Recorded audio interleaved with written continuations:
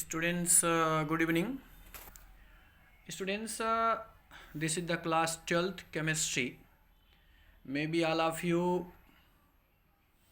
in this time gives the 100% attention in your study, because every student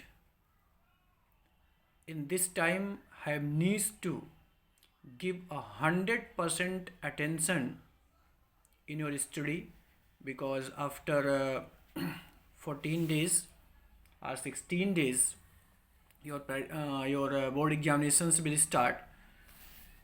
So all of you focus on your study 100%, और ये होना भी चाहिए कि ये आपका पीक टाइम है पूरे ईयर्स में। अगर थोड़ा सा आप केयरलेस लापरवाही किए हैं तो अगर इस टाइम अपने को आप 100% फोकस करेंगे तो अभी भी आप बहुत कुछ कर सकते हैं।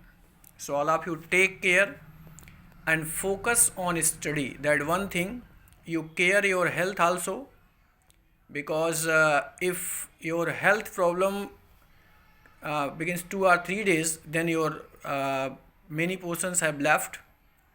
So all of you take care of your health and focus on your study. Okay, so in the preparation of your sequence, I also want to help to you. In the sequence of your preparation, I am giving the some questions. You see these questions and try to solve the self, because these are the important questions, and if you understand the concept, then you will solve a different questions in board examinations. So students, the first MCQ question for class 12, that is, which of the following amines does not give carbyl amine reaction? Students, आपको बताया गया था कि carbyl amine reaction हमेशा primary amines देते हैं। तो इसमें यहाँ पर भी NH2 है, यहाँ पर भी NH2, यहाँ पर भी, ये तीनों आपके प्राइमरी अमाइन हैं। इसका मतलब ये तीनों जो है कार्बिल अमाइन टेस्ट देंगे। ये आपका NH सेकेंडरी अमाइन है, इसलिए ये कार्बिल अमाइन टेस्ट नहीं देगा। आपको याद होगा carbylamine test, this is the most important test. इसको आप रिवीजन भी करिएगा। आपको याद होगा कि अमाइन का अगर क्लोरोफॉर्म से आप कराते हैं तो फिनाइल आइसोसाइनाइड बनती है।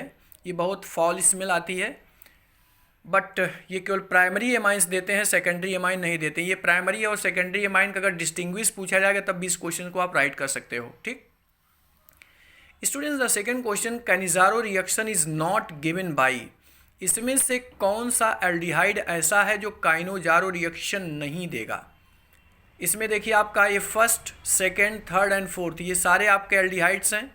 तो आपका एस्ट्रोल्डिहाइड काइनोजारो रिएक्शन नहीं देता है। ठीक स्टूडेंट्स, यहाँ दो कंपाउंड हैं। आपका यहाँ लिखा गया COSO4 NH3 5th Br, और यहाँ पर आपका Br के प्लेस पर Cl लग गया। तो पूछ रहा है कि किस टाइप का आइसोमेरिज्म करेगा। अगर आपको याद होगा, आपको बताया गया था कि अगर ये सेम अंदर बाहर एक्सचेंज होता तो आइसोमेरिज्म होता, लेकिन ये आपके टोटल चेंज होगा। यहाँ पर Br हो गया, यहाँ पर क्या हो गया, Cl। इसमें कोई इंटरकनेक्टिविटी नहीं है, इसका मतलब इसमें कोई आइसोमेरिज्म नहीं होगा। ठीक अगला, which of the following is are amphoteric oxide. आपने पढ़ा होगा एम्फोटेरिक मीन्स कुछ ऑक्साइड्स ऐसे होते हैं जो एसिडिक और बेसिक दोनों बिहेवियर रिप्रेजेंट करते हैं, उनको हम क्या कहते हैं, एम्फोटेरिक ऑक्साइड्स। तो V2O5 और Cr2O3 ये एम्फोटेरिक ऑक्साइड, ये दोनों बिहेवियर रिप्रेजेंट करते हैं, एसिडिक और बेसिक दोनों का। ठीक स्टूडेंट्स, एक रिएक्शन है, इन द रिएक्शन गिवन, ये रिएक्शन आपका है CH3 CH2 CH3H CClOH negative, ये कन्वर्ट हो रहा है OHC सेम, ये आपका इसका चेंज हो गया, प्लस Cl। आपको इसमें ऑप्शंस दिए, जरा सोच के आप बोलेंगे। फर्स्ट ऑप्शन स्टूडेंट्स इसका है कि which of the following statement is correct, कौन सही है। पहला है कि the reaction proceeds by SN2 mechanism, hence inversion of configuration takes place. Second, the reaction produce the SN1, hence the inversion configuration takes place. And third, the reaction produce by SN2 mechanism, hence no change in the configuration. And आपका है the reaction proceeds by SN1 mechanism, hence there is no change in. Students हमेशा आप देख रहे होंगे इसमें back side attack है. OH जो है बैक साइड से अटैक कर रहा है, पीछे से अटैक कर रहा है, और ये इस साइड में हो गया. तो आप जानते होंगे कि बैक साइड अटैक इसमें आपका है. तो इसमें आपका देखिए यहाँ OH अटैक हुआ, यहाँ पर क्या हो गया, Cl हो गया. और इन्वर्जन हमेशा किस में होता है, SN2 में होता है. तो इसका मतलब ये है कि first option is correct. The reaction proceeds by SN2 mechanism, hence inversion of configuration takes place. Students यहाँ एक क्वेश्चन दिया गया है जिसमें एक डायग्राम है, ये इस पर प्रेशर है, इस पर टेम्परेचर है.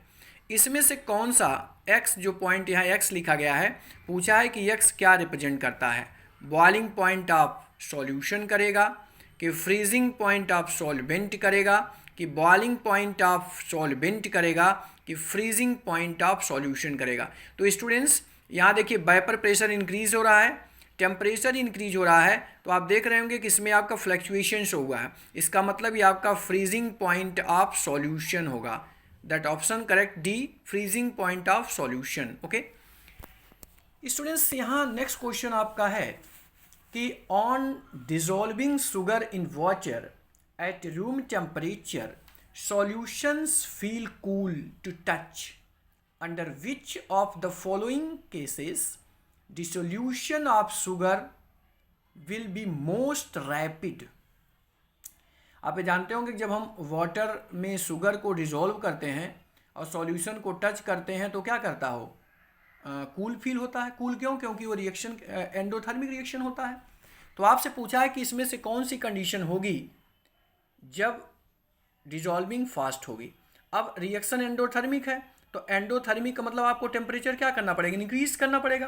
तो अब इसमें ज़रा सुनिए, sugar crystal in cold water, अगर शुगर क्रिस्टल को कोल्ड वाटर में डिजोल्व करेंगे तब तेजी से डिजोल्व होगा, कि शुगर क्रिस्टल इन हॉट वाटर करेंगे तब होगा, कि powdered sugar in cold water होगा, कि powdered sugar in hot water.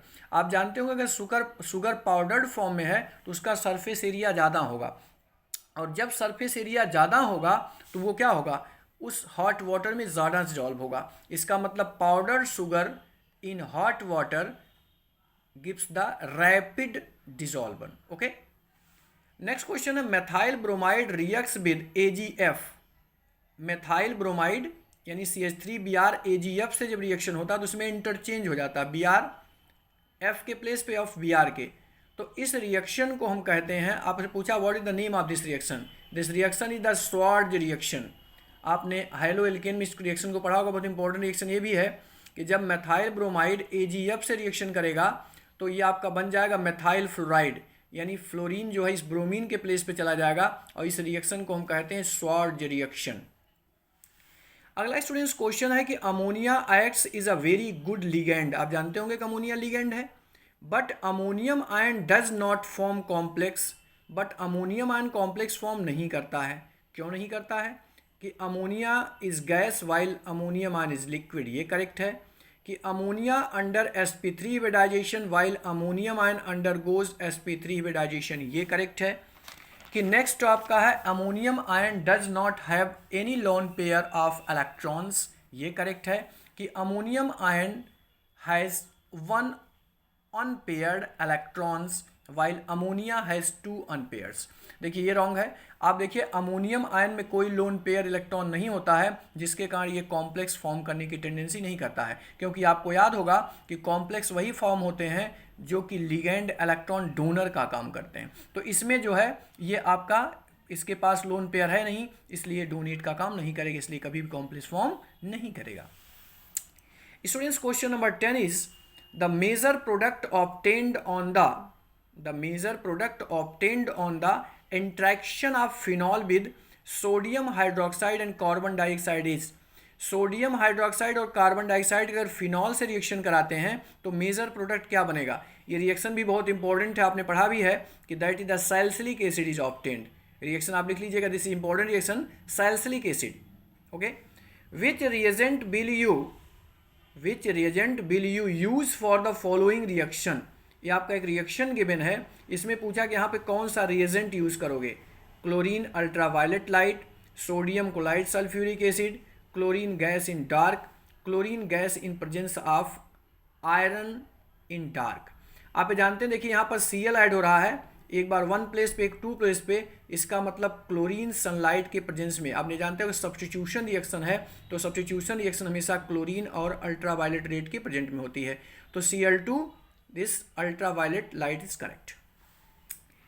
Students, एक नेक्स्ट क्वेश्चन है, एक इलेक्ट्रोड पोटेंशियल ऑफ मैग्नीशियम में आपको नीचे गिवन है कि Mg2 positive oblique Mg equal to E0 Mg2 positive oblique Fg minus 0.059/2 log 1/M2 positive.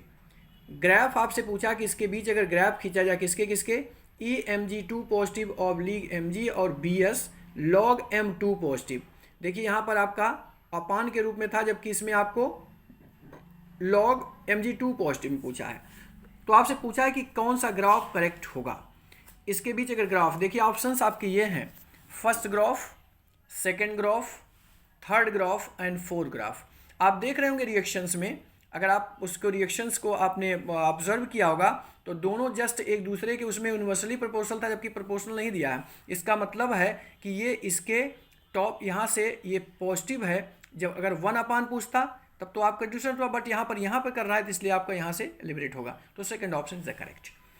Next students, observe the graph. ये graph आपको दिया है और आपसे पूछा है कि ये ग्राफ में कौन से ऑप्शन सही होंगे। फर्स्ट एंड सेकंड दो हैं, ये जीरो ऑर्डर का और फर्स्ट ऑर्डर का है, कि फर्स्ट ऑर्डर का ये और जीरो ऑर्डर का है, कि फर्स्ट ऑर्डर का है, कि सेकंड ऑर्डर सेकंड। आपने ग्राफ ड्रा किया होगा तो देखा होगा इस तरह का, अगर इंटीग्रल आर में और इसमें स्लोप में करते हैं और ये लॉग R0/r में अगर करते हैं तो लॉग k/2.303 ये भी फर्स्ट ऑर्डर का होता है, और अगर k equal to minus slope ये भी फर्स्ट ऑर्डर का होता है। तो मतलब दोनों आपके फर्स्ट ऑर्डर और फर्स्ट ऑर्डर के ग्राफ हैं। ठीक, अब स्टूडेंट्स नेक्स्ट क्वेश्चन हम डिस्कस करेंगे कि the correct order of basic strength of the following species. ये कुछ स्पेसीज आपको दी गई, water, ammonia, OH negative, N2।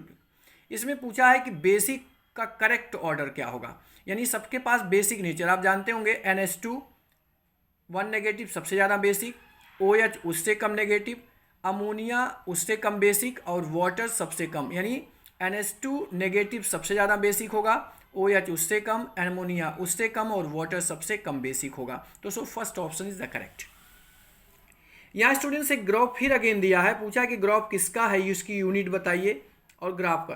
देखिए आपने पढ़ा होगा कि अगर यहाँ अनटच्ड है, टाइम और किस में लिया गया है, कॉन्सेंट्रेशन ऑफ एक्स में लिया गया, concentration of x and time में है, और अनटच्ड है, इसका मतलब कैसा, जीरो ऑर्डर का रिएक्शन है, और जीरो ऑर्डर की यूनिट आप जानते होंगे मोल, लीटर, इनवर्स, सेकंड इनवर्स।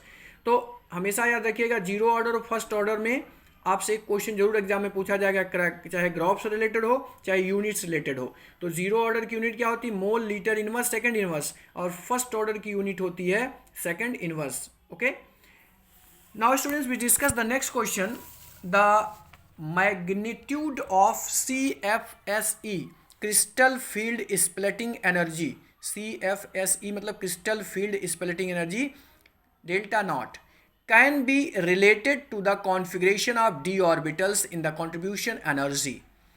आपको दो कंडीशन बताई गई थी, अगर आपको याद होगा, एक delta not is greater than P और एक delta not is less than P, दो बताया गया है।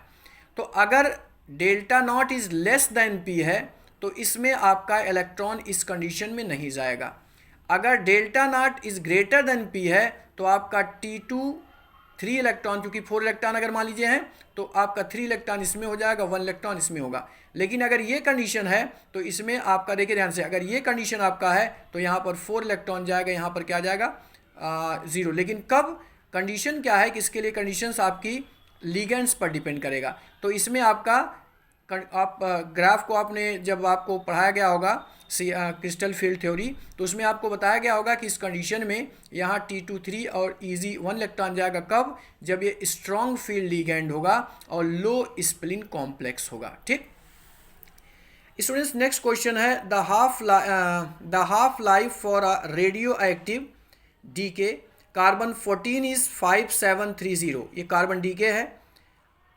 An archaeological artifact contained would had only 80% of the carbon 14 form, ठीक है, found in a living tree.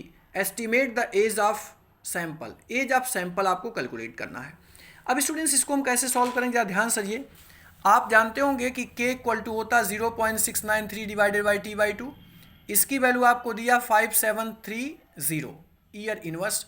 अच्छा, चूंकि आप जानते होंगे जितने भी रेडियो एक्टिव डीके होते हैं किस ऑर्डर को फॉलो करते हैं, फर्स्ट ऑर्डर को. और फर्स्ट ऑर्डर की इक्वेशन आपने पढ़ा होगा कि t इक्वल टू 2.303 के लॉग ए नॉट बाई ए. अब अगर 80% ऑब्टेंड हो रहा तो टोटल रहा कितना होगा 100, यानी इनिशियल 100 है, बचा कितना 80%. तो अब इसकी वैल्यू हम पुटअप करें. स्टूडेंट्स के की वैल्यू देखिए आपकी ये है, हमने के की वैल्यू यहाँ पर पुटअप किया, ये इसको हमने ऐसे उतार लिया.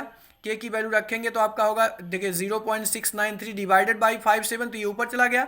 एंड लॉग ए नॉट की जगह पे कितना हो गया भाई 100, और ए की जगह पे कितना हो गया 80. 1 0 से 1 0 खत्म हो गया. आपने पढ़ा होगा log M by N equal to होता लॉग एम माइनस एन. तो लॉग एम मतलब 100 और एन मीन्स ये हो गया, तो लॉग 100 माइनस लॉग 8. अगर डिवाइड के रूप में होता है तो लॉग में क्या हो जाता है माइनस हो जाता है स्टूडेंट्स. लॉग 10 की वैल्यू क्या होगी 1, अगर 100 होता है 2, जितना जीरो होगा उतनी वैल्यू होगी. और लॉग 8 को स्टूडेंट्स हम लिख सकते हैं 2 की पावर 3, 2 2 जा 4 2 जा 8. अब ये 3 कहाँ चला जाएगा पहले, तो अगर 3 पहले आ गया तो log 2 बचा, और log 2 की वैल्यू स्टूडेंट्स होती है 0.3010. इसका मल्टीप्लाई करके 1 से सब्सट्रैक्ट करेंगे और इसका मल्टीप्लाई करके इससे डिवाइड कर लेंगे तो आपका आ जाएगा 1845 years. Okay students, now we discuss the next question. what is tolerance reagent, what is the changes takes place when it reacts with glucose. आपने पढ़ा होगा टॉलेंस रिएजेंट जो है अमोनिकल सिल्वर नाइट्रेट को ही हम क्या कहते हैं टॉलेंस रिएजेंट कहते हैं. Ammoniacal silver nitrate is called the Tollens reagent. Glucose आप जानते होंगे C6CH12O6 होता है. इसका स्ट्रक्चर हम बनाते हैं तो CHO CHOH whole fourth CH2OH plus 2AgO is the Tollens reagent. अगर हम कराएंगे तो ये CHO इसका ऑक्सीडेशन हो जाएगा, ये आपका हो जाएगा COOH में कन्वर्जन हो जाएगा, तो इसको हम कहते हैं ग्लूकोनिक एसिड. स्टूडेंट्स क्या कहेंगे हम gluconic acid. Listen carefully, this is convert into the gluconic acid. This is the COOH CHOH whole four CH2OH gluconic acid, और ये 2Ag बन जाएगा जिसको हम कहते हैं सिल्वर मिरर. ब्लैक आपका सिल्वर मिरर ऑब्टेंड हो जाता है. तो students today these are the questions which I have discussed. Students, these are the important questions, so all of you try to solve these questions self. This is the first page of this video, this is the second page of this video, and this is the third page of this video, and this is the fourth page of this video. This is the fourth page, and this is the fifth page of this video. This is the fifth page, and this is the sixth page. This is the sixth page, and this is the seventh page, and this is the eighth page of this video. So students, for today this is the sufficient, because daily I will upload the some questions, but I request to you that you will solve all these questions which I will upload, because these are the important questions, and these questions are very helpful in your board examinations. If you prepare and understand the concept, then you will solve the other questions which is similar to these questions. Okay, so students, all of you take care, and it is my humble request to you that you gives the 100% attention in your study, and you will focus in study, because this is the peak time. If you in this time focus, give the 100% attention in your study, then your future will be bright. Then your future will be bright. If you not serious in this time, then you spoil all things, means all study which you will you completed the from LKG to 12th. these are spoil if you're not serious in this time. So all of you take serious and always gives 100% attention and will revise all the topics. So all of you take care and try to understand, students. So students, goodbye, bye bye students.